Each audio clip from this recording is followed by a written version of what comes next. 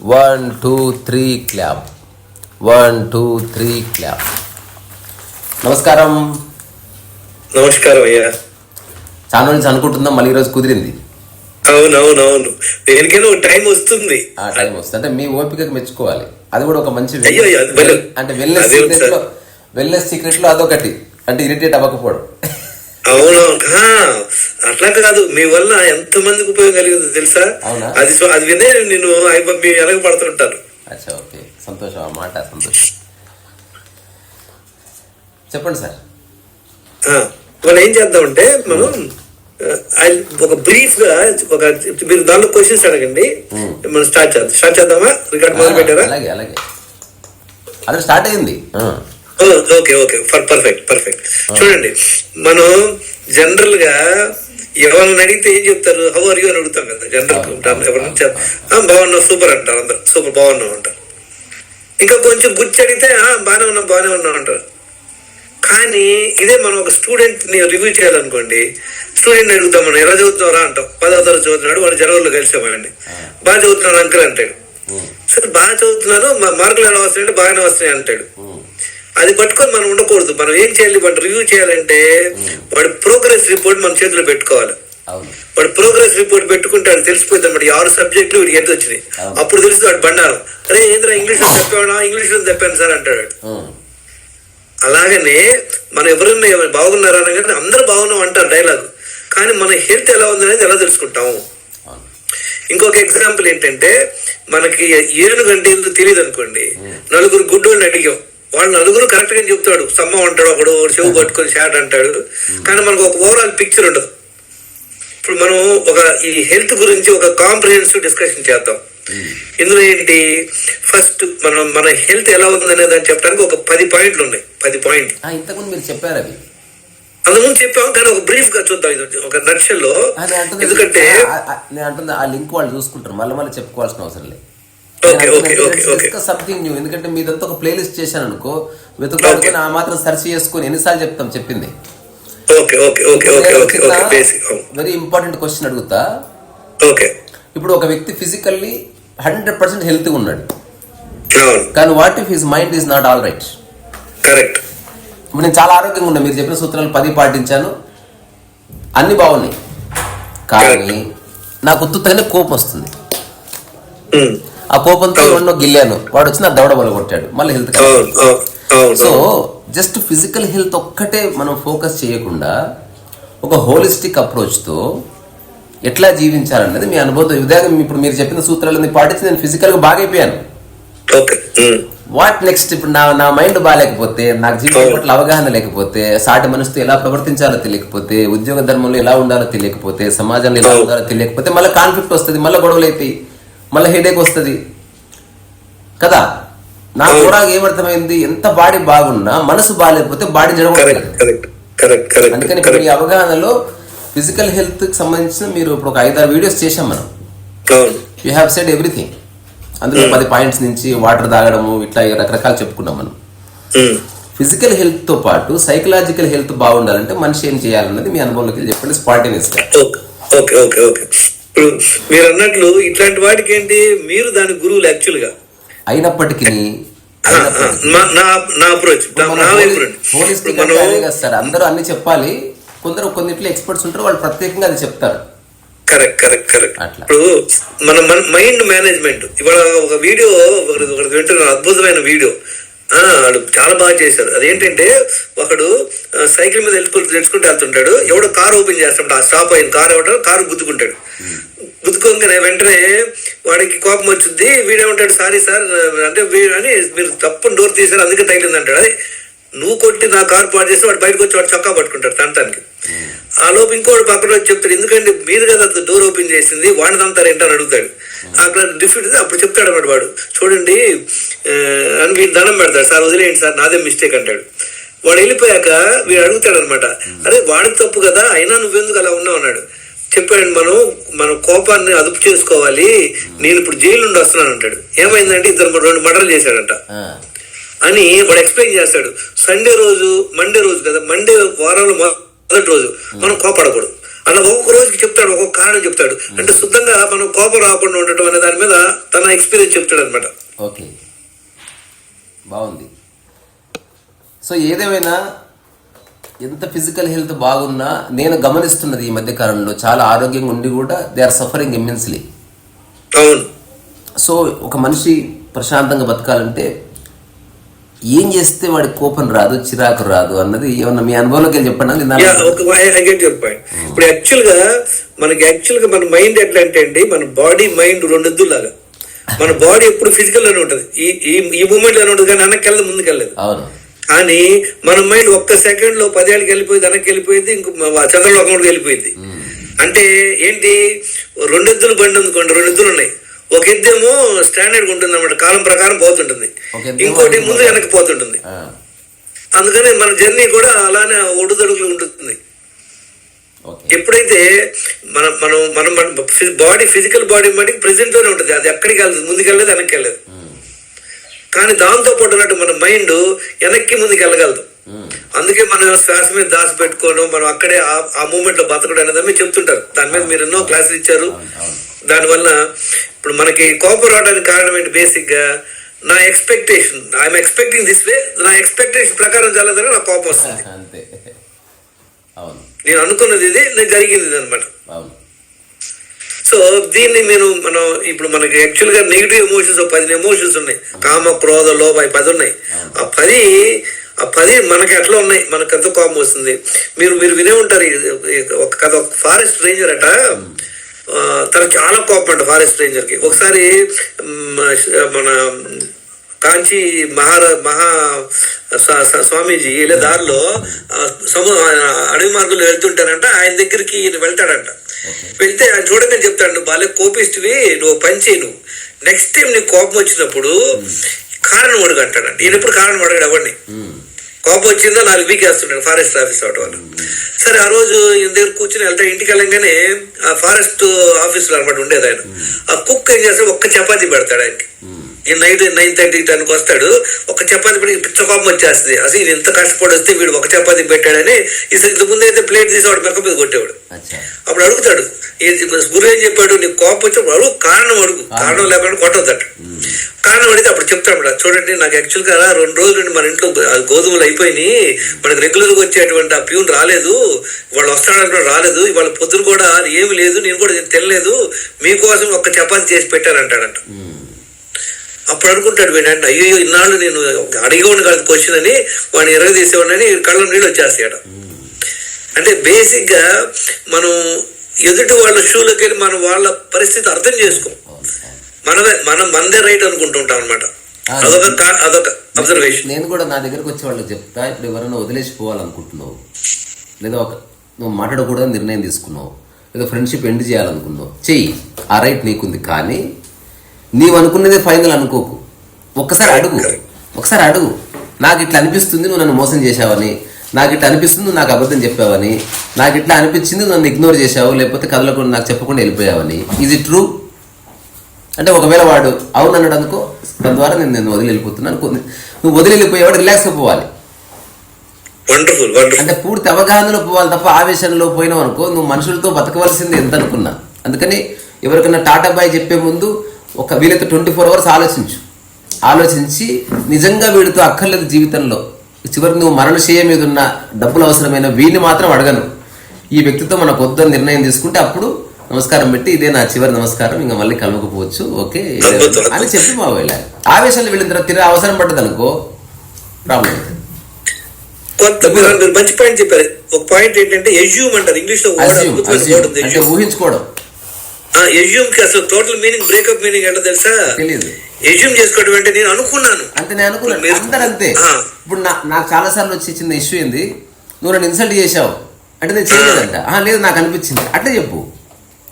I have no intention to insult you are being rude with you. కానీ ఒక్కోసారి work లో ఉండే కాసేపు ఉండబ్బా అనొచ్చు, it's nothing to do with that. నీకు అట్లా అనిపించింది కాబట్టి ఐఎమ్ సారీ, నేను అనలేదు, కానీ నీకు అనిపించింది కాబట్టి నేను దాన్ని రెస్పెక్ట్ ఇస్తున్నాను, ఐఎమ్ సారీ, నువ్వు బాధపడడం నాకు నచ్చదు అని చెప్పడం ఉంది. కానీ అనుకున్నదే నిజం అనుకునేవాడు స్టూపిడెస్ట్ పర్సన్ నా లైఫ్ లో. ఎజ్యూమ్ అనే దానికి ఆ మీనింగ్ కొంచెం బ్రేకప్ చేసేటట్టు తెలుసు దానికి. ఎజ్యూమ్ ఏఎస్ఎస్ యాస్ యు మీ అంటే నేను అనుకున్నా, అంటే ఇద్దరు గాడిదలు ఒక లెక్కన, ఇద్దరు గాడిద. ఇప్పుడు నాకు డౌట్ వచ్చింది. నాతో ప్రాబ్లం ఏంటంటే స్వామీజీ, ఇప్పుడు క్లాస్ లో ఉన్నాను అనుకోండి, నాకు ఏమైనా అర్థం కాలేదు అనుకోండి, అడుగుతా ఏంటది. I don't assume anything. See ఇక్కడ ఎవ్వడు ఇప్పుడు వ్యక్తిగతంగా ఎవ్వడికి వాడు perfect and unique sir. Correct. ఒక బుద్ధుడు లాంటి వాడు వచ్చి ఒక ఇంట్లో ఉంటే బుద్ధుడి ప్రవర్తన కూడా నచ్చకపోవచ్చు. ఎప్పుడు కూర్చొని ఉంటాడు, ఏం తింటాడు, ఏం మాట్లాడు అనవచ్చు అతను కూడా. అదే ఇప్పుడు ఓషో ఇంటికి వచ్చినందుకో నువ్వు గడ్డ చేసుకొని రాపో, మా ఇంట్లో గడ్డలు ఉండవు అని చెప్పొచ్చు. నీకు నచ్చకపోవచ్చు భయ్, అంత మాత్రం చేత అతను బాలనట్టు కాదు. You have every right to express, but you have no right to convince or scold anybody. అంటే ఆ చిన్న చిన్న విషయాలు జనాలకు తెలియక లైఫ్ లో కొలాప్స్ చేసుకుంటున్నారు. కరెక్ట్. చాలా ఇంకోటి స్వామీజీ, ఒక ఇప్పుడు మన అవుట్లుక్ ఎలా ఉంటది అనే దాని మీద ఒక స్టోరీ విన్నా నేను. ఈరోజు స్టోరీలు చెప్తున్నారు బాగా. స్టోరీలు కాదు అంటే రిలవెంట్ ఎగ్జాంపుల్స్. ఆగండి, నేను చెప్పేది నాకు స్టోరీస్ అంటే చాలా ఇష్టం. సో మీరు స్టోరీస్ చెప్తుంటే నాకు నచ్చుతుందని చెప్తున్నా. I agree. కృష్ణుడు ఓ రోజు దుర్యోధనుడికి వెళ్ళి చెప్తాడు, దుర్యోధనుడు అడుగుతాడు, దుర్యోధన నీకు 1 నెల టైం ఇస్తున్నా, ఈ భూ ప్రపంచంలోకి వెళ్ళి ఒక మంచి వాడిని పట్టుకురమ్మంటాడు. వెంటనే దుర్యోధన అంటాడు టైం వేస్ట్, అలాంటి ఎవడు లేడు అంటాడు. లేదు 30 days నీకు ఇస్తున్నా, వెళ్ళి పట్టుకురా అంటాడు. So he can't see anybody good in anybody.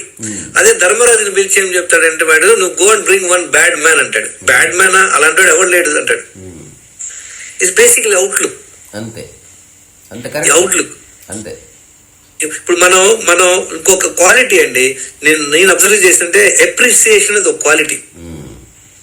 అసలు ఎన్నిసార్లు మనం ఎవరిని అప్రిషియేట్ చేస్తాం, చాలా తక్కువ ఆ హ్యాబిట్. అసలు చేయరు, ఎప్పుడు క్రిటిసైజ్, తప్పులించడాలు, బొక్కలించుకోవడాలు, ఫుడ్ చేసిన ఆయన గలీజ్ నా కొడుకులు ఉన్నారు భూమి మీద. అసలు ఫస్ట్ ఆల్రెడీ వచ్చింది ప్రసాదం రా బాబా అని బతకకుండా, ఇంకోటి వాళ్ళకేమైనా వస్తుందండి, విధవులకి ఏమీ రాదు. ఇప్పుడు ఎవడో ఫుడ్ చూసి నేను తెలుసుకున్నది, ఒక వ్యక్తి చెప్పాడు, ఫస్ట్ బిగిన్ విత్ అప్రిసియేషన్. ఎవరిన ఫుడ్ చేసి పెట్టారు, చాలా థ్యాంక్స్ అమ్మా, మంచిగా ఉంది. ఆ తర్వాత పక్కన తెచ్చి నేను టేస్ట్ చేశాను, ఒక్క సలహా ఇవ్వచ్చా నీకు అభ్యంతరం? మీకు కాదండి, ఫుడ్ చేసి పెట్టే వాళ్ళు అట్లా అడగాలి మనం. ఒక్క సలహా ఇవ్వచ్చా మీకు అంటే ఓకే ఇవ్వచ్చు, అది నువ్వు చేసిన ఆహారం గురించి సలహా లాంటిది, నీకు అభ్యంతరం లేకపోతే ఇస్తాను, లేకపోతే పర్వాలేదు. లేదు సలహా ఇవ్వండి అన్నారు అనుకో, కొంచెం ఉప్పు చూసుకో, అదర్వైజ్ బాగుంది అంటే అట్లా చెప్తే ఎవరైనా వింటారు. అంటే అదే డైలాగు 1 నిమిషం ముందు చెప్తే గొడవ అవుతుంది. ఇదేంది ఉప్పు తక్కువ వేసినావు తెలియదా నీకు, నీకు బోర్డు నీకు పెట్టింది ఎక్కువ దొబ్బే అని అయిపోయింది, చెడిపోతుంది. మనకు కావాల్సిన సొల్యూషన్ కొట్లాడుకోవడం కాదు. అందుకే డిప్లొమాసీ వచ్చింది. ఫైటింగ్ అక్కర్లే, యుద్ధాలు చేసుకో అక్కర్లే, ఒక 2 వ్యక్తులు మాట్లాడుకుంటే యుద్ధం అయిపోతుంది. అట్లా ఇప్పుడు నేను ఒక చిన్న చిన్న ప్రశ్నలు ఒక 5 అడుగుతా, వాటికి మీరు స్పాంటేనియస్ గా క్లుప్తంగా ఆన్సర్స్ ఇవ్వండి. ఎవరి మీద హఠాత్తుగా కోపం వస్తే ఎట్లా తగ్గించుకోవాలి? రోడ్డు మీద వచ్చింది అంటే ఇప్పుడు I'm not in the ashram or I'm not in the good place, ఎక్కడ రోడ్డు మీద కోపం వచ్చేసి నాకు ఇట్లా ఎట్లా ఇమ్మీడియట్ గా తగ్గించుకోవాలి? మనం ఎలా హ్యాండిల్ చేయాలంటారా? How to reduce that anger immediately. ఒకటి ఏంటి, రియాక్ట్ అవ్వటం వేరు, రెస్పాండ్ అవటం వేరు. రియాక్షన్ అంటే ఏంటి, ఏం ఆలోచించకుండా ఇప్పుడు వాడు నన్ను ఫూల్ అన్నాడు అనుకోండి, నువ్వు డబుల్ ఫూల్ అంట, ఇద్దరు కొట్టుకుని పోలీస్ స్టేషన్ వెళ్తాం. రెస్పాండ్ అయ్యాం అనుకోండి, వాడు ఫూల్ అన్నది మనం ఐఎమ్ నాట్ ఫూల్ అన్నది, అది it requires a lot of మనకు టాలెంట్, మనకి రెప్టైల్ బ్రెయిన్ ఒకటి ఉంటుంది. ఇమ్మీడియట్ గా రెస్పాండ్ అయిపోతాం మనం తెలియకుండానే, కస్టమర్ కోపం వచ్చేస్తుంది. ఒకసారి నేను ఒక చిన్న సందర్భం చూసిన, ఇదేంటంటే ఒక వ్యక్తికో రైజన్ ఇట్లా మాట్లాడుతున్నాడు, ఇక నువ్వు చెప్పేది మంచి మాట్లాడు నాకు అదేదని చెప్తున్నాడు. చెప్తుంటే పక్కన ఉన్న వ్యక్తి, సార్ మెల్లగా నేను మెల్లగా మాడుతున్నా, చెప్పేది మెల్ల అంటే ప్రశాంతంగా ఏం మాడుతున్నావు అంటున్నాడు. అంటే మాటల్లో ఉంది కానీ ఎక్స్ప్రెషన్ మంచిగా ఉన్నా ఓకే. ఇది ఒకటి చెప్పేశారు, బాగుంది. Respond and react. అంటే do respond rather than reaction, అంటే డోంట్ ఇమ్మీడియట్ గా రియాక్షన్. ఓకే. తర్వాత అతిగా ఆలోచనలు వస్తున్నాయి అనుకోండి వ్యక్తి కన్నా, తగ్గించుకోవాలంటే ఏం చేయాలి? అతిగా ఆలోచనలు, దానికి కారణం ఏంటంటే బేసిక్ అతిగా ఆలోచనలు రావడానికి కారణం అంటే ఒక క్లారిటీ లేకపోవడం లైఫ్ లో. ఇప్పుడు ఏది ఇంపార్టెంట్, ఏది అన్ఇంపార్టెంట్. మన లైఫ్ లో పెద్ద ప్రాబ్లం ఏం చేస్తాం తెలుసా స్వామీజీ? మన చేతులు ఏముంది, మన చేతులు ఏమి లేదు, ఈ క్లారిటీ చాలా మంది లే. What is in your hands, what is not in your hands. ఇప్పుడు నా చేతుల్లో ఉంది, ఇప్పుడు నన్ను ఎవరైనా అబ్యూజ్ చేశారు అనుకో, నా చేతుల్లో లేదు, కానీ దానికి ఎలా రెస్పాండ్ అవ్వాలి, దాన్ని ఎలా తీసుకోవాలి అనేది నా చేతుల్లో ఉంది. ఏది మన చేతుల్లో ఉందన్నది చాలా ఇంపార్టెంట్ గుర్తించడం. What is in your hands, what is not in your hands. ఒక నిమిషం రాసుకుంటా. ఏది మన చేతి, ఇది నేను రోజు చెప్తూనే ఉన్నా, బట్ దీని గురించి మాట్లాడవచ్చని ఉంది. ఏది లేదు. రెండవది రెస్పాండ్, రియాక్షన్ కన్నా మనం రెస్పాండ్ అవడం మీరు చెప్పిందంటే నాకు వచ్చింది. నేను స్టాండ్ ఆర్ట్ బాగా చేస్తున్న రోజుల్లో, అంటే ఎవ్రీడే షోస్ చాలా బిజీగా దేశం అంతా తిరుగుతున్న టైంలో ఒక ఫ్రెండ్ నేను కూడా షో వస్తా అన్నట్టు. I said come. నేను చెప్పాను ఫుడ్ చాలా బాగుంటుంది, ఎందుకంటే మల్టీనేషనల్ కంపెనీ ఈవెంట్. వాడికి ఫుడ్ అంటే చాలా ఇష్టం. అసలు ఫస్ట్ టైం వాడి జీవితంలో అసలు అంత పెద్ద హాల్లో hundreds of varieties of Indian, Chinese, Mughlai, fruits, ice creams ఇవన్నీ చూసి ఆ ప్లేట్ పట్టుకొని ఏది తినాలి అని, ఇది కాదు అది కాదు ఇది అని వాడు నా దగ్గరకు వచ్చి ఏమన్నాడంటే ప్లేట్ పడేసి, అరే బయట ఎక్కడ మామూలు హోటల్ తిందాం అంటే ఇక్కడ ఉంటే నాకు తృప్తి లేదురా, అంటే ఇన్ని పెడితే నేను తినలేను రా, అంటే నేను ఏది అందుకని నేను జోక్ అంటున్నా అనుకున్నా. వాడు అక్కడ తినలే, పోయి ఒక ఆంధ్ర హోటల్కి వెళ్ళి ఒక మీల్స్ తెమ్మా అని తినేసినంత. రకరకాల వ్యక్తులు రకరకాలుగా ఉంటారు అట్లా. తర్వాత ఓపిక కోసం ఏమన్నా టెక్నిక్స్ ఉన్నాయా? What is patience? ఇది నా core subject. What is patience? How to increase or reduce patience? How to improve patience. ఎప్పుడైనా చూడండి, మనకు ప్రాబ్లం ఏంటంటే ఏదైనా మన వైపు నుండి ఆలోచిస్తాం. We should put our cells in other shoe.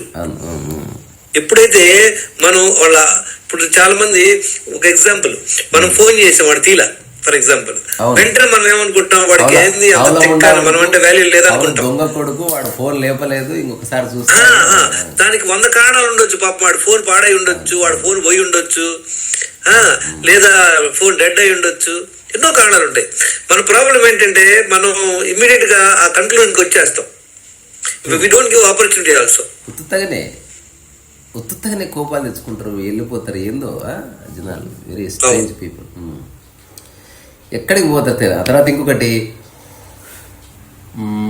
అడుగుదాం అనుకున్నా. విసుగేంది, చిరాకేంది, కోపమేంది? విసుగు, చిరాకు, కోపం అన్నిటికీ స్లైట్ గా గ్యాప్ ఏమంటారు, కొంచెం డిఫరెన్స్ ఉంటుంది. విసుగు, చిరాకు, కోపం.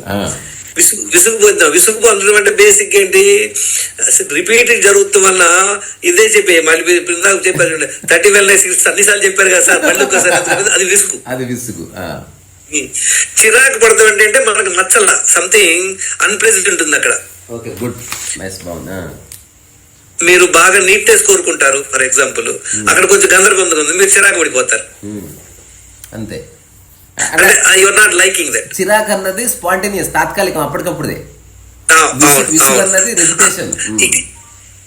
ఇక్కడ ఒక మంచి పాయింట్ ఒకటి ఉంది. మనకి అసలు కోపం ఎందుకు వస్తుంది, అసలు కోపం రావడానికి కారణం ఏంటి? కోపం రావడానికి బేసిక్ కారణం ఏంటంటే మనం వీఆర్ ఎక్స్పెక్టింగ్ సంథింగ్, కానీ అలా లేదు. దీనిలో సద్గురు, మీరు ఆల్రెడీ వినుంటారు ఆయన, దిస్ మూమెంట్ ఈజ్ ఇన్ఎవిటబుల్. అంతే. ఈ మూమెంట్ ఇలానే ఉంటుంది, నెక్స్ట్ మూమెంట్ వేరేగా ఉండొచ్చు. ఒక చిన్న ఎగ్జాంపుల్ చెప్తాను. అంతకుముందు ఏమైందంటే, నేను సద్గురు ప్రోగ్రామ్ 2000 అటెండ్ అయ్యాను, ఇన్నర్ ఇంజనీరింగ్ ప్రోగ్రామ్. అప్పుడు సహజ స్థితి ప్రోగ్రామ్, సహజ యోగా ఉండేది. 13 రోజుల ప్రోగ్రామ్ ఉండేది అప్పుడు 2002లో. ఏమైంది, మా అబ్బాయి వచ్చేసి అన్ని పుస్తకాలన్నీ చంద్రబాబు పెడితే బాగా కోపం వచ్చేది అనమాట నాకు. వాడు రాగానే 4 పీకటం చేసేవాడు అనమాట. ఈ ప్రోగ్రామ్ అటెండ్ అయ్యాక సద్గురు ఏం చెప్పాడు, దిస్ మూమెంట్ ఈజ్ ఇన్ఎవిటబుల్. అంటే ఈ మూమెంట్, ఇప్పుడు నేను ఇంట్లోకి వచ్చాను, తలుపు తీసి వచ్చాను, చంద్రబాబు ఉంది, వేరేలా ఉండే అవకాశం లేదు. తప్పనిసరిగా అలాగే ఉంది. ఇప్పుడు నెక్స్ట్ మూమెంట్ ఏంటి, అది సర్దొచ్చు, వాడి చేత చెప్పించవచ్చు. మన ప్రాబ్లం ఎక్కడ వచ్చింది, ఆ moment. But this moment is inevitable. అది ఇంకొక రకంగా ఉండే అవకాశం లే, దెర్ ఇస్ నో ఛాన్స్. కానీ మనం ఆ మూమెంట్ మనం లైక్ చేయకపోవడం వల్ల మనం కోపం వచ్చి చంద్రబాబు చేస్తాం. అంతకుముందు రాగానే 4 వీక్ ఇవ్వండి. నన్ను ఐ రియలైజ్ నౌ నేను వచ్చాను, చెత్త ఉంది, వాడిని పిలిచాను, అన్ని సర్దని చెప్పాను, నెక్స్ట్ టైం ఇలా కాబట్టి నేను 4 పడతాయని చెప్పేసి వెళ్ళిపోయాడు. So this has brought a lot of transformation. Engineering program అద్భుతమైన points. This moment is inevitable ఒకటి, I am the mother of the nature అనేది చాలా అద్భుతమైన పాయింట్స్ ఉన్నాయి అందులో. అన్ని మంచి కాన్సెప్ట్స్ ఓన్ చేసుకుంటే లైఫ్ సింప్లిఫై అవుతుంది అంతే. అవును సరే, అందరికీ అన్ని విషయాలు స్ఫురించకపోవచ్చు, కొందరు ఎంక్వైరీ చేసి తెలుసుకుంటారు, ఏం చెప్తే దుటి వ్యక్తికి ఈజీగా కన్వే అవుతుంది. అట్లా బాగుంది బాగుంది బాగుంది. తర్వాత ఇంకొకటి, మనం ఈ కాన్వర్సేషన్ ఇక్కడ ఆపి మీకు ఒకటి చూపిస్తాను.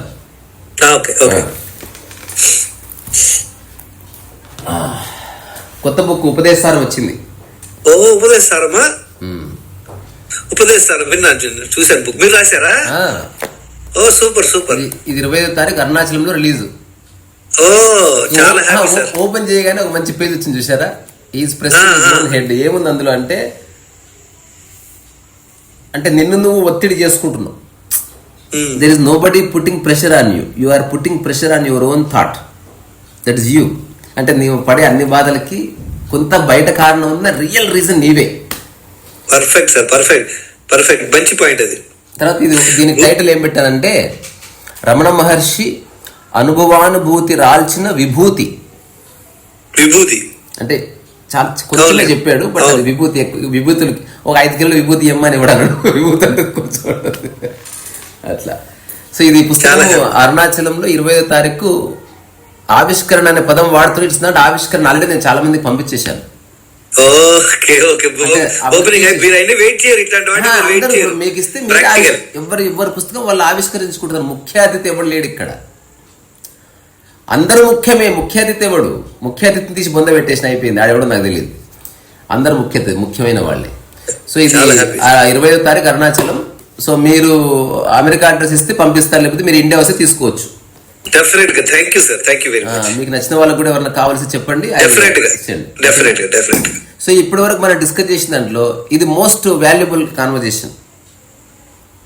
ఎందుకంటే ఇప్పుడు మీరు మీ యొక్క కోర్ సబ్జెక్ట్ హెల్త్, ఆ 10 ఎలిమెంట్స్, తర్వాత మీలో ఉన్న బీపీ గీపీ ఇవన్నీ చెక్ చేసి ఇవన్నీ ఓకే. నేను చూసింది అంత హెల్తీగా ఉన్న మనసు బాగాలేకపోతే చిన్న చిన్న విషయాల వల్ల డిస్టర్బ్ అయ్యేవాడు. చాలా చాలా ఇంపార్టెంట్ పాయింట్ ఇది. అందుకని మనకి 80% ప్రాబ్లమ్స్ మన మైండ్ మనం మేనేజ్ చేసుకోవడం వస్తాయి. అవును, 100%. సో మీరు చెప్పిన విషయాల్ని నేను తప్పకుండా మన యూట్యూబ్ మిత్రులందరూ చూసి, అట్లాగే రావు గారు మన సార్ మీరు మీ నెంబర్ ఒకసారి చెప్పండి, మళ్ళీ ఒకసారి వర్బల్ గా. ఇన్ కేస్ హెల్త్ కి సంబంధించి ఉంటే సార్తో మాట్లాడండి. నచ్చకపోతే వదిలేయండి, టాటా బై బై చెప్పండి, but keep be in touch. తెలుసుకొని తెలుసుకోండి. ఊరికే నిర్ణయానికి చూసి ఇది మంచిది కాదు చెడును. ఒక మనిషి సజీవంగా ఉన్నాడు, బతుకున్నాడు, ఫోన్ నెంబర్ ఉంది, తెలుసుకో, వీలైతే వెళ్ళి కలుసుకో, ఆ తర్వాత నిర్ణయానికి రా. అట్లా నా ఫోన్ నెంబర్ 984085. ఒక నిమిషం ఉండండి, నేను పేపర్ మీద రాసి పట్టుకుంటాను, సో దట్ వాళ్ళకి ఈజీగా తెలుస్తుంది. Okay okay. అంటే ఎట్లా అవును, రీచ్ అవుతాం మనం రీచింగ్ అవుట్ ద పీపుల్, మనం హెల్ప్ చేయడానికి. అంతే సార్, అంతే. సినిమా ఎవరు చూసారా సార్ ఈ మధ్యన? సార్ నేను నా ఫుల్ టైం అంతా నాకు ప్రతి నెల 200 మంది గ్రూప్ లో చేరిపోతారు. అయ్యా నెంబర్ చెప్పండి. 9840852996 ఇది 9840852996 కరెక్ట్.